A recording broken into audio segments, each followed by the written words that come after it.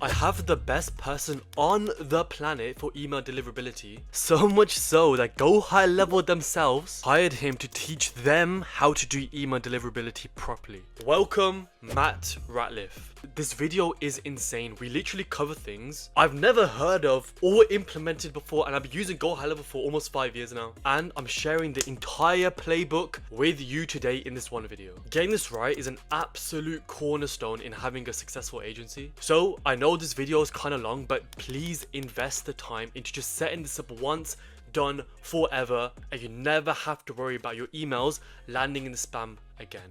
Okay, huge video. Also, comment part 2 if you want to see me and Matt run it back for more. Let's get it. Okay, Matt, my friend. So what I've got so far is I've got the domain. I just went on GoDaddy, brought influencerbusinesslab.com, right? First, is that a good place to buy domains, or is there somewhere else you recommend, or what would Yeah, you? no, yeah, that's fine. Yeah, so buying it from GoDaddy is fine. One Yeah, thing I was going fair. to mention is that I do recommend that everyone moves all of their domains into Cloudflare just for, you don't have to purchase the domain from Cloudflare, but it'd be good to migrate it over to a Cloudflare name server. Why is that? Sorry. Well, so sometimes the GoDaddy name servers, if you ever see anything from the side of corporations where they've got, maybe Barracuda, Proofpoint, Mimecast, a lot of those systems, they don't always like GoDaddy name servers. I've seen some weird problems. And plus, there's a lot of benefit to having it on Cloudflare. So it's a CDN provider. You get a lot of speed benefits, a lot of security benefits, and it's all free. You don't necessarily have to buy anything. So you might as well, right? So Could we just quickly do that just so 'cause we have a yeah, complete for A to sure, Z? man. Yeah, cool. Yeah, absolutely. Right. So I guess it'd be because I don't understand what proxy means first of all. You know all these things. I don't know what is going on with Yeah. that. If I just type in Cloudflare, and I guess I just click here, Yeah, go into uh, Cloudflare and login, go ahead and log in.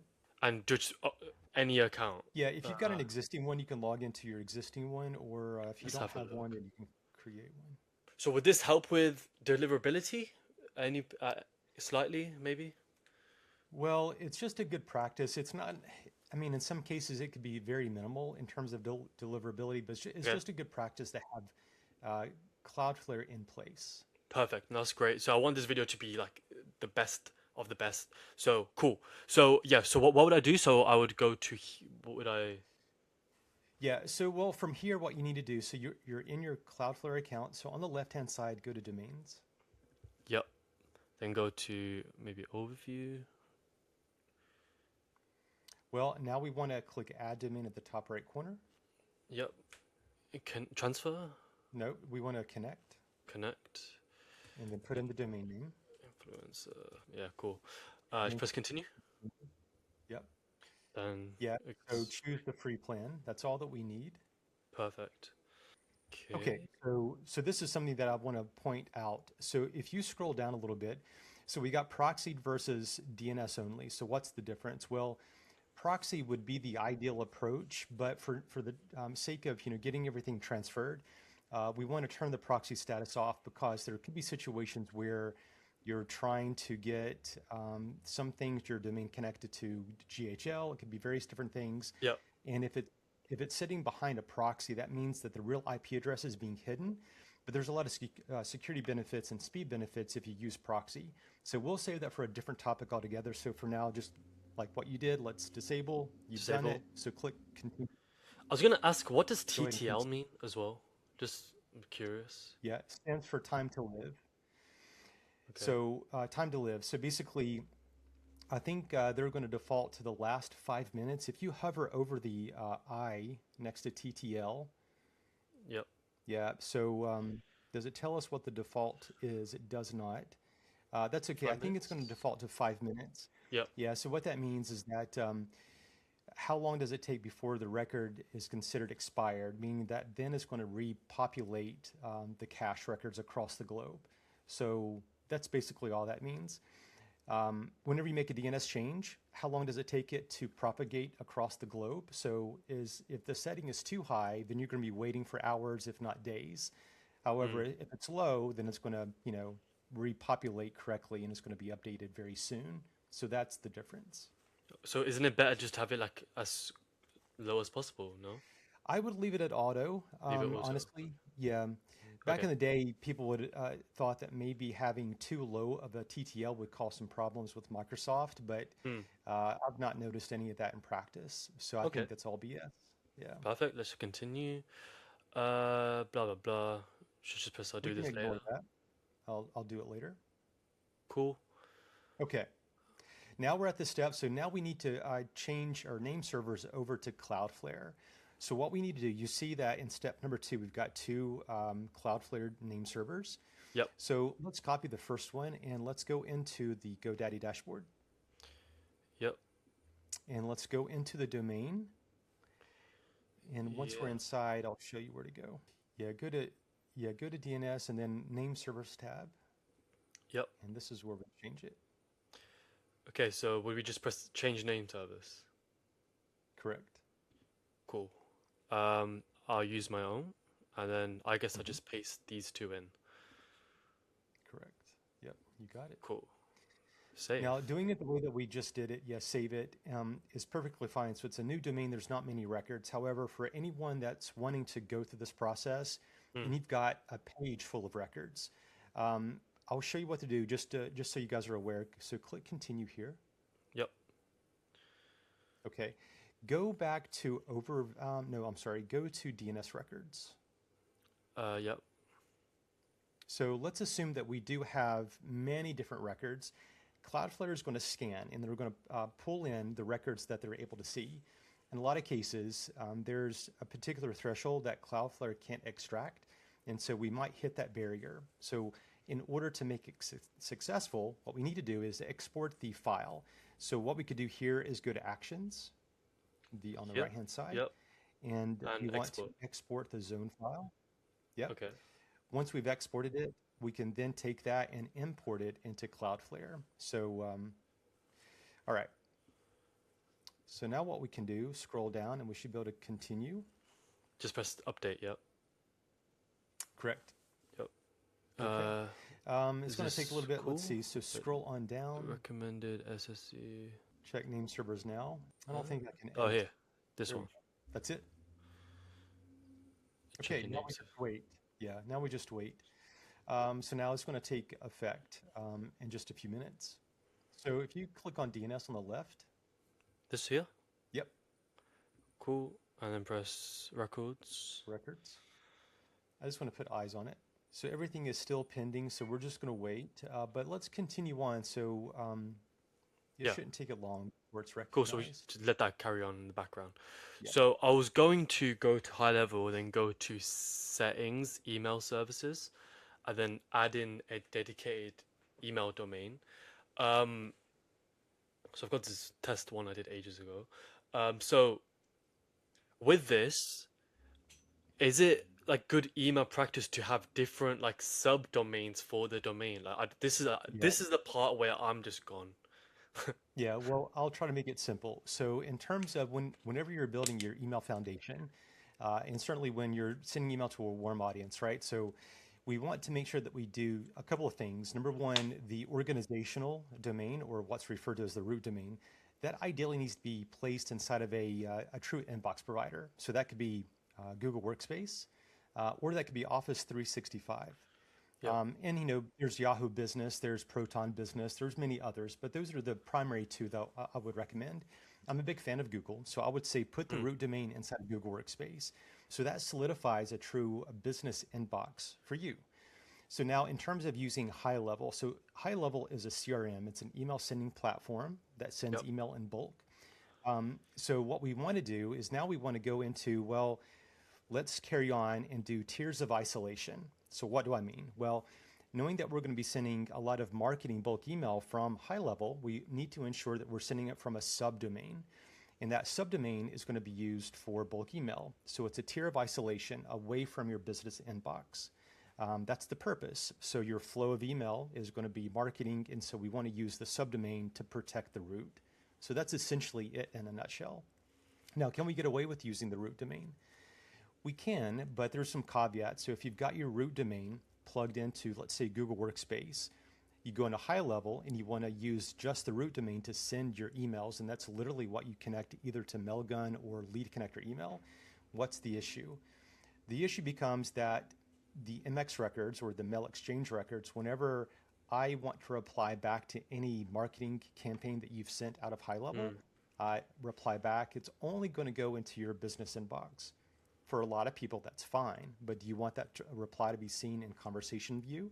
Well, that's something that you need to answer. But if we're going to play by play this, we're going to just set up a subdomain and just go with it from there. Okay, so and you mentioned so the root domain goes into Google Workspace. Yeah. How would you go ahead and do that? Like how do you do that? Yeah, so it's very easy. So you just go to, I think you could just go to googleworkspace.com or go to admin.google.com and set up a workspace profile, a business profile. It's very easy. I think price per inbox is, I think, $7 per month, so very easy. I would just recommend to go through the prompts, and if you start that process, you could have it done literally within 5 minutes. Very, very easy. Okay, so your root domain will be with a Google Workspace. Yep, Okay, and then high level we're gonna use subdomains. Okay, fine. correct. Cool. I guess we're gonna add. We could delete this one, or we could just add service, or yeah. Sorry, what's this? SMT provider. Yeah, so basically that's your email service provider. So you can connect, um, it stands for a simple mail transport protocol. So basically you can connect Mailgun directly, you can connect SendGrid, Socket Labs, Postmark, any provider that has an SMTP capability, so you can add it. So if you hit the drop down, let's see some of the options, just so the audience knows. So yeah, so you can connect all of these, or if it's not amongst the list, you can go to other.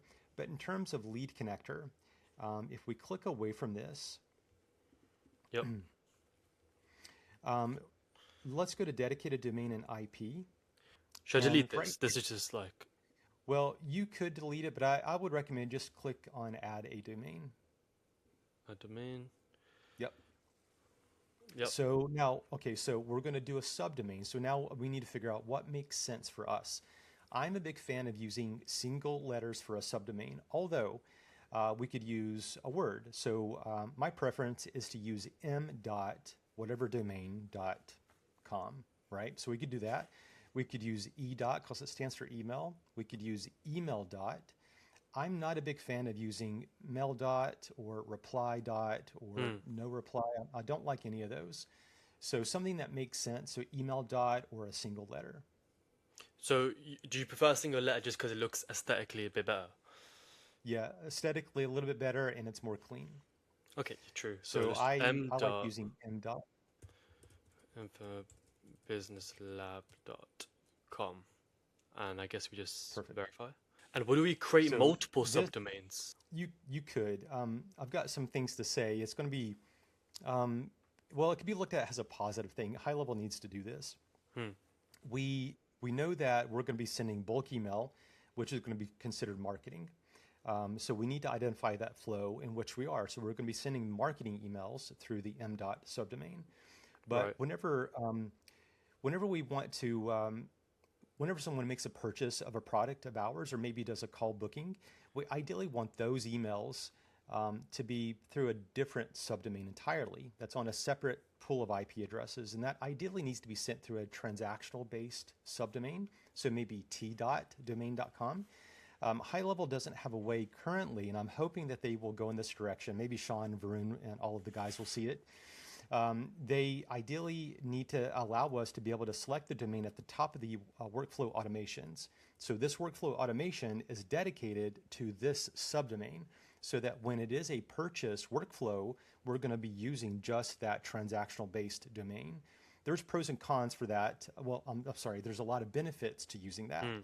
But that's ideally where the platform needs to go, and I'm hopeful that they'll do that this year. Okay, cool. So next is, can you see my screen? Yep.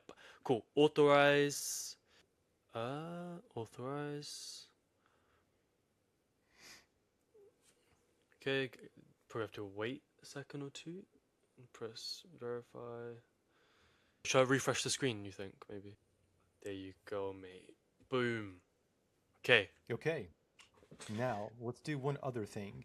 So notice that we've added the subdomain, but it's not the default domain, so we don't have a check. So let's move it to the, let's change the default domain to the new one that we've created. So let's click the checkbox. Yep. Okay, so Okay. now it's switched. Now that is the dedicated or the default domain. One additional thing that we want to do is that, do you see the three dots before the subdomain? Yep. Um, Yeah. let's What's go all to domain this? settings Yeah. Domain settings. Okay. and make sure that the tracking and open, the click tracking and open tracking are both enabled. So we have that. Yep. Okay. This like headers? Yeah. So if if you want to make sure that every email that's being sent from the platform from this subdomain, do you always want it to be shown to be sent from a particular person or a particular name and from a particular email address? In a lot of cases, it does make sense to do that. So you could put in your from name and you could put in your from email address. So every email that gets sourced from this account is going to be using that information. No matter if you decide to change it within the actual email, it's still going to honor whatever is here. The downside of that is that if you've got a sales team that might be using different namespaces, and when I say namespace, it's the name before the @ symbol. So Hmm. if you've got people that are wanting to use different namespaces, then this right here, setting this would not be ideal. So if you know that you're the only one that is going to be sourcing from the, yeah, one sending those emails, and you only want it to be sent from a particular name, then you could set headers to make sure that everything's covered. And I recommend doing that if that works for you. So do you know one thing I've always got confused about with this, right? Is do you know this? This is a domain, subdomain. What the, Mhm. has this built an actual email in high level? Like, what would my email be for now? Do you know what I'm saying? Yeah, so yeah, that's a good question. So um, it depends. So you can use any namespace. So right now we only have a subdomain that exists. Any namespace can be used at this point. So if I were to try to send an email to zzz@m.influencerbusinesslab.com, where is it going to go? It is going to go into your Highlevel account. So it Okay. could be any name. So what we could do here is that we need to define, well, what is going to be that namespace that we're going to use. I love using, if it's a personal brand, you could use your first name. If you wanted to emphasize, well, this is being sent from a company, you could use, I don't know, you could use hello at, you could use info at, support at, various different things. Um, in my world for Funnel Techie, I use Matt at m.funneltechie.com. Yeah. So how would I go about create like what's a name? You said namespace. Yep. Is it? So So, like this right now like it doesn't look like an email like. So correct. I've got a subdomain. How do I make this like actual like? Hmm. I don't. I'm so like, I don't know. I know I'm saying it kind of dumb, but you know I No, don't know. no, I I hope you get what I understand. mean. Yeah. So let's do this before we set the headers. Let's go in and do a fictitious email. So Okay. click the Go Back button on the left, Yeah. and let's go into marketing on the left, Yeah. and let's go to emails, and let's go straight into templates. Yep. Okay. What we're going to do here, let's go ahead and create a new template. Yep. Just You blank. could do a blank one if you want. That Okay. works. And let's use the design editor. Yep. Okay.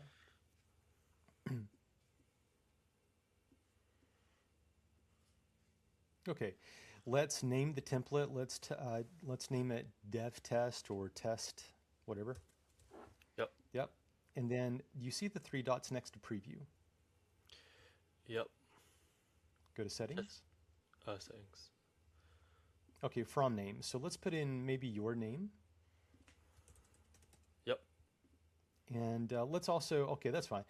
From email, let's go ahead and put in Harris at Harris at m is dot it whatever the domain is. influencerbusinesslab.com. Okay, and then in the Yeah. subject, Make a subject. You can put in deliverability test, maybe, Yep. and go ahead and save it. Yeah, I was going to say the from email address. So essentially, we're setting it here has an example. Could we use, instead of Harris, could we do info at? We could. We could use hello at. It's whatever your preference is, and so it could be Yeah, anything. Harris But is whatever good. you decide is ideally what you should stick with. Okay. Yeah. Go ahead and click save. Save. Yep. Right. Okay. So now what we could do, if you want to, go back to the three dots Yep. and go to test. Test email. And if you have an inbox that you want to put in, I don't know if you want to show it on camera or not, but if you want to send it to a real email address, you could put it there. Yeah, I can blur this out. Yeah, so Okay. yeah, And go ahead and send it. send test email. Now, so this domain is brand new. We've never sent any email. This is the first one. So Yep. is it going to land in the inbox? Is it going to go into spam? Chances are that it might land in spam. And if it does, that's okay. It's the first time that Google has seen anything from this domain. So it's going to be okay that if it lands in spam, don't freak out. Yep. As volume increases and more testing increases, that will likely change. So now go ahead and open up that email if you can find it. Um, Check spam just in case. yeah, this here. Yeah. Okay, so that's okay. We don't have any trust right now, so click on it and just tell it report not spam. Yep. Okay, now go to your inbox, and now let's open it up. It might be in promotions, Yeah. so click on that. So now if you hit under your name Harris, there's a little drop down arrow, so hit that. All right, so this is super important. We see that the from email address matches the domain that's in the sign by line. So the mailed by line is your SPF line. The sign by is the domain key line or the DKIM. Okay. So we ideally want to match the from domain against the sign by domain. That's really what we want to do. And you've done it. And so there it is. Now, if you were to reply back to this email, so just hit reply and just make up something. Reply. Yep. Send. Yep. Now let's go into your Highlevel account Yeah. and let's go into conversations. And we should see it pop here. s- oh, yeah. Hello, Yep, mate. so we got it. Yeah. So that's the flow. So it So, looks like the is rest this, in place. sorry, is this now an actual email? This, Mhm. Yep. yeah. So like, if I, so this is if I send emails from like let's say someone fills a form out and then they'll be emailed from that email. Correct. So they Okay. fill out a form, and if they're supposed to get something in return, then Yeah. they'll get it from your address. So we So set this well, up. so So we let set me this let up me in the emphasize that a little marketing bit more. tab in email, kind of. Well, so this was just a test from a single email. So in your foundation, what I would probably recommend that you do, knowing that that's the email address that you want to use, we can go back into settings and go back into email services, and we can set the headers. Okay. So we could do it in that way. Uh, Go dedicate. to dedicated. There we go. Yep, set headers. And now we can say Harris and then put in the from email. Okay, wait. Yep. And it could ideally be anything, but that's fine for this. Yeah, go ahead and click save. And so Okay. now any email that leaves your Highlevel account will be sourced from that name and that from email address. Okay. But Okay. you can leave it blank and just code the individual emails however you want going forward. Hmm. Okay. And what does assign IP? Does that do anything? I don't know what that Yep. is. So right now, yeah. So you're using a shared pool of IPs, meaning that there are other people that are also a part of the same shared pool of IPs Okay. that are influencing it. So that could be both good and bad, right? So if you're part of a pool that where there's a lot of spam that's generated, so could that be bad for you? It could be. Hmm. So that's what's happening. So you could, if you are at a significant amount of volume, email volume per month, you could get a dedicated IP. And so you could purchase it, and then you could assign the domain to that dedicated IP so that now you're the only one that's influencing that dedicated IP. So it should technically improve deliverability over time. What would you recommend going forward now with this? So what I would recommend is that, okay, so now this is a brand new domain, and if it's a brand new account, there's no secret sauce to this at this stage, other than making sure that as people opt in, you're sending the email from your subdomain. They'll likely get it. There's going to be some struggles with getting it to land in the inbox with Microsoft. So that's going to be Outlook, MSN Live, Hotmail. Microsoft is super sensitive to shared pools of IPs or from any bulk email sending platform. So you could be a part of a really pristine set of IPs that Microsoft likes, and you could land in the inbox. So you could get lucky. So typically what have found is that IPs is what typically drives that in the beginning. But for the vast majority of us, Google is going to be that dominant mailbox provider on our list. So right now you're at a clean slate. Let everything go organically for now. There's no secret sauce. Just, craft your opt-in workflows, send the emails. Everything should work out well. Now, in terms of if you've got an existing audience, what can you do? Well, there's some rules behind a lot of things. We can go deep on so many different things, but the one thing that, and you stop me if I'm not going in the right direction, but the one thing that will drive spam is that you're not practicing really good list hygiene practices. So meaning that you've got a list of 10,000 contacts that you have always sent email to.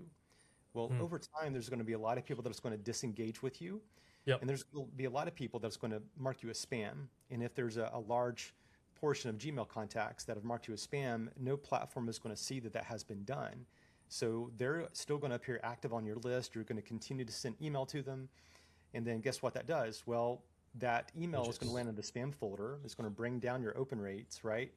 And so list hygiene comes in. So now we want to make sure that we're always looking for people that have engaged with us in a particular time frame. So always look at that data, and we want to send to those people first before anything else. But practicing really good list hygiene and having a proper sunset policy in place is going to be exactly what we need to do.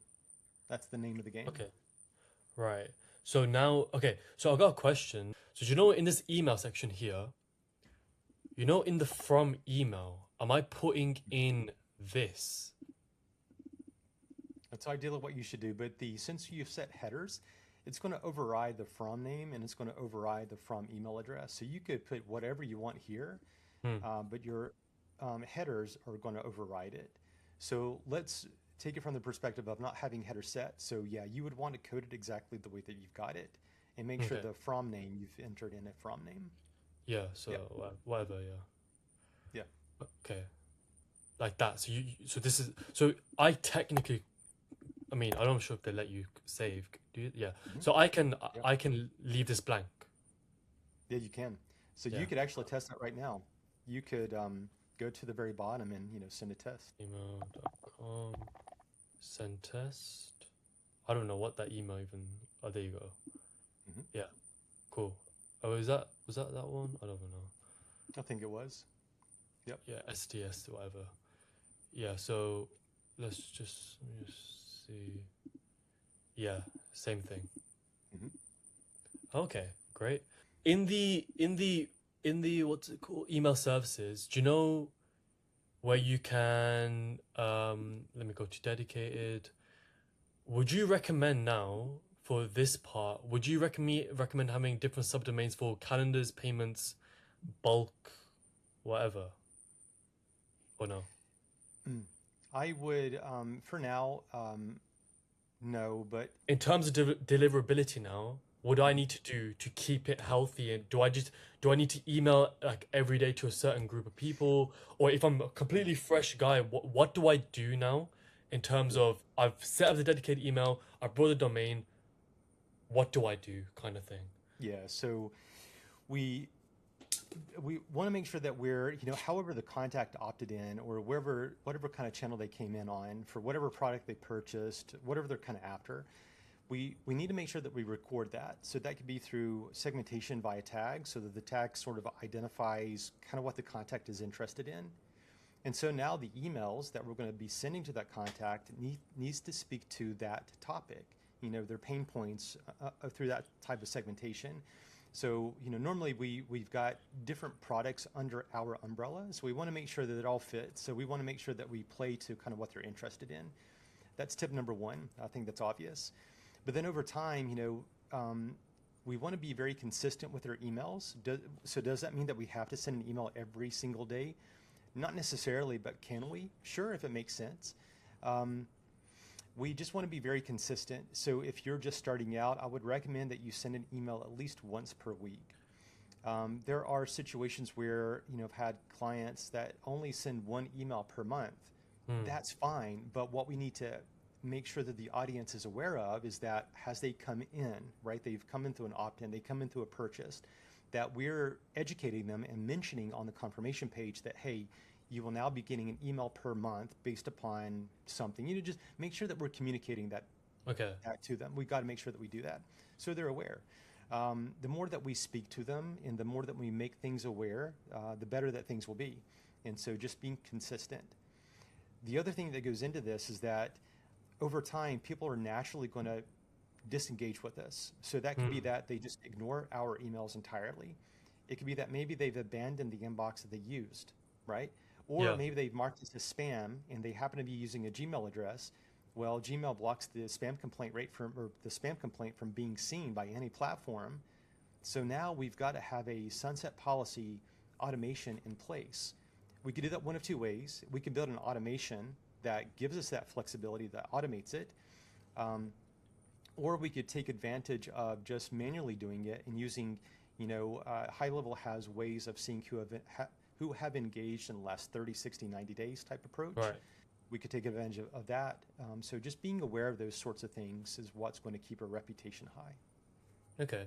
And what would you say are like common deliverability mistakes that you see? Yeah, the most common is that a lot of people will stop sending for months on end.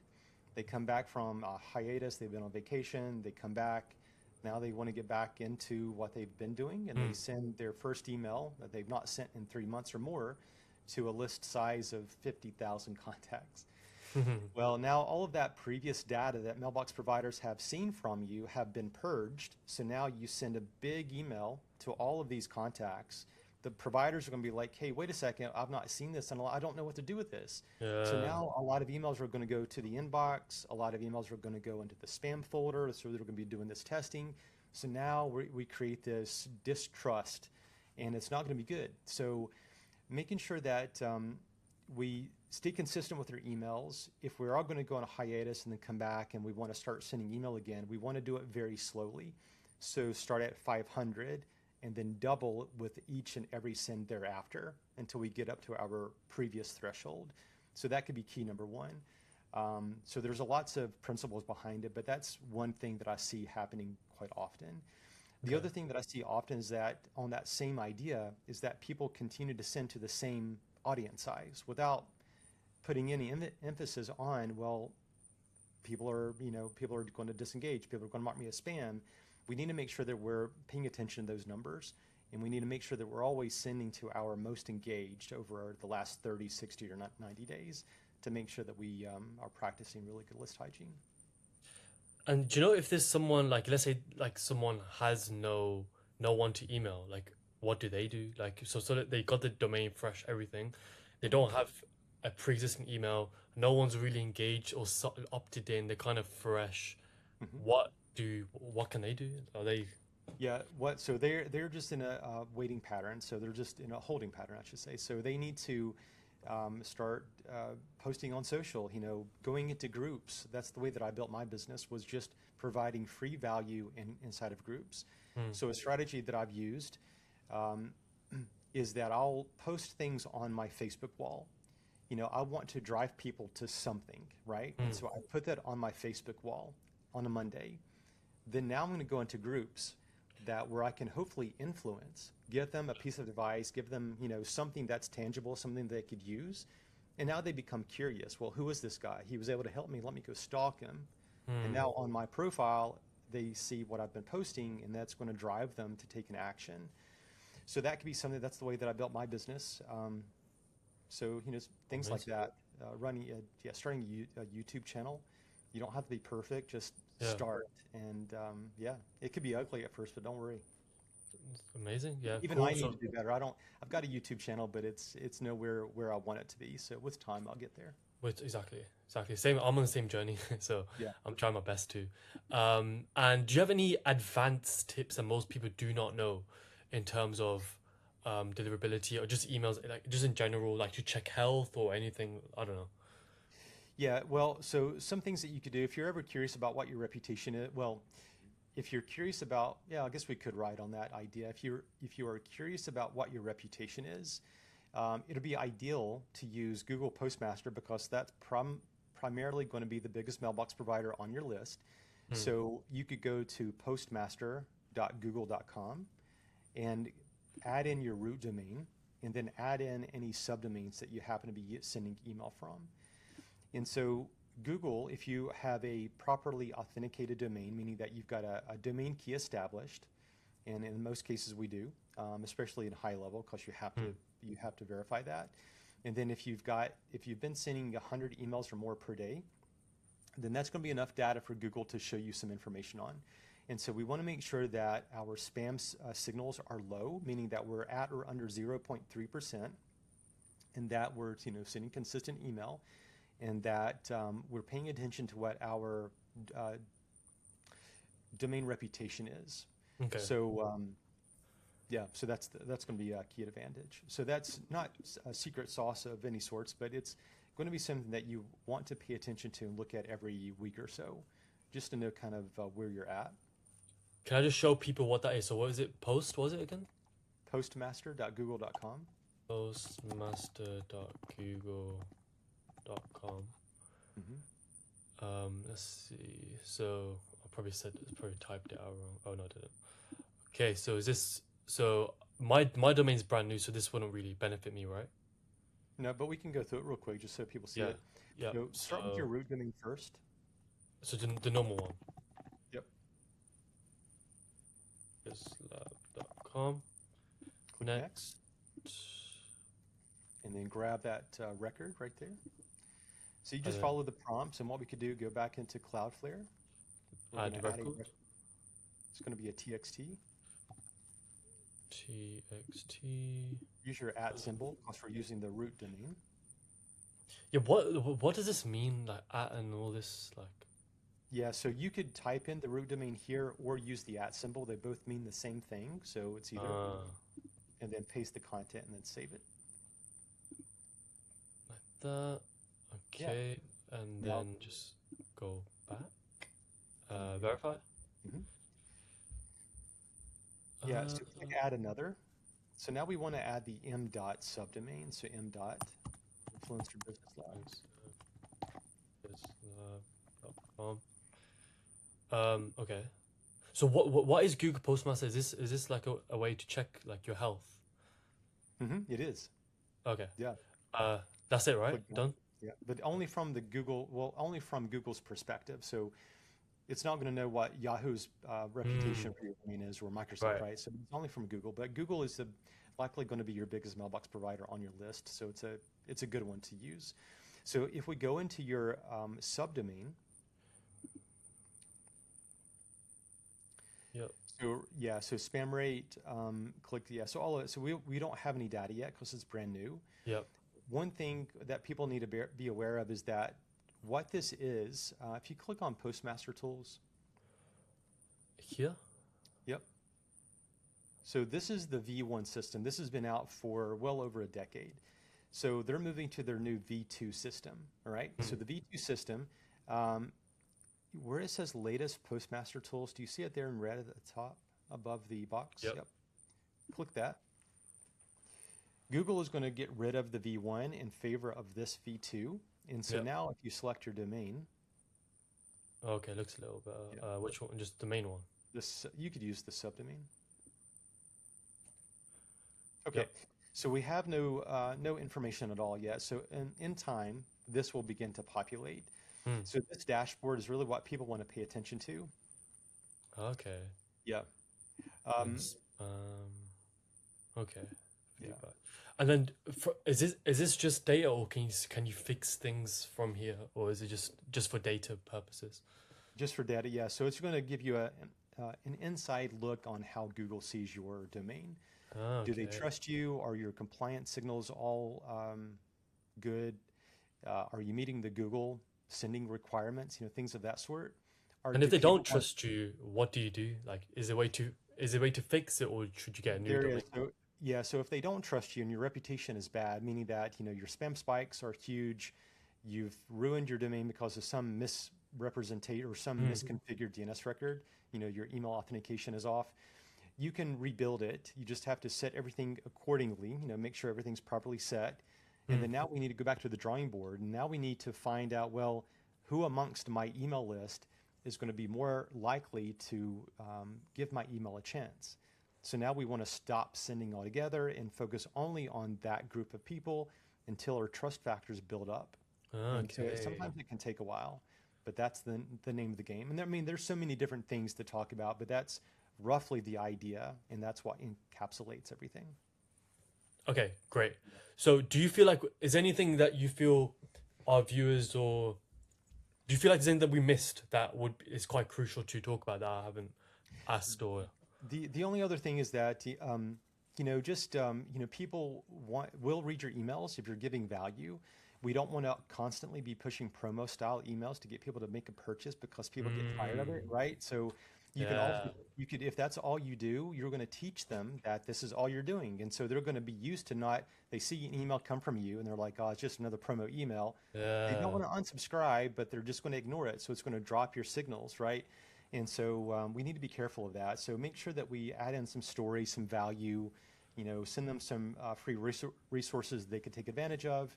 Have a promo style calendar so that we are hitting uh, uh, weekly promo emails on a schedule based approach, maybe. That could be an idea. So we kind of want to work through that. The other thing is that we want to make sure that we always have a proper unsubscribe method. Don't ever hide your unsubscribe. We want it to be easy to find. Hmm. Using the word unsubscribe is perfectly fine. There's no harm in using that word. Yeah. So the worst thing that we could do is hide the unsubscribe and make it not obvious that this is how you unsubscribe, because what will happen, people will get frustrated because they're humans and Yep. they'll just mark you as spam. So we want to make it super easy. Hmm. Um, Also want to make sure that we're providing our business mailing address in that footer so that we stay compliant. Making sure that anytime that there is a hard bounce, making sure that anytime that there is an unsubscribe event or um, a spam complaint event, that we have proper automations that see that, and so that we can mark the contact appropriately. Okay. Great.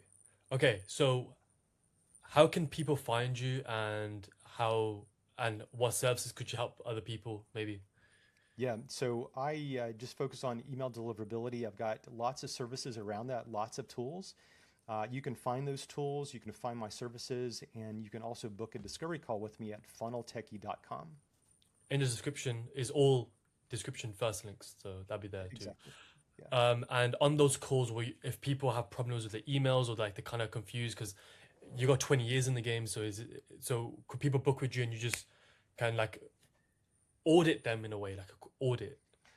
Yeah, if they've, a lot of people can take advantage of me in that way. So I would prefer, if you're really wanting some help, definitely take advantage of that. I'll be spinning up some groups soon so people can take advantage of that on a group effort basis. And so I can Yep.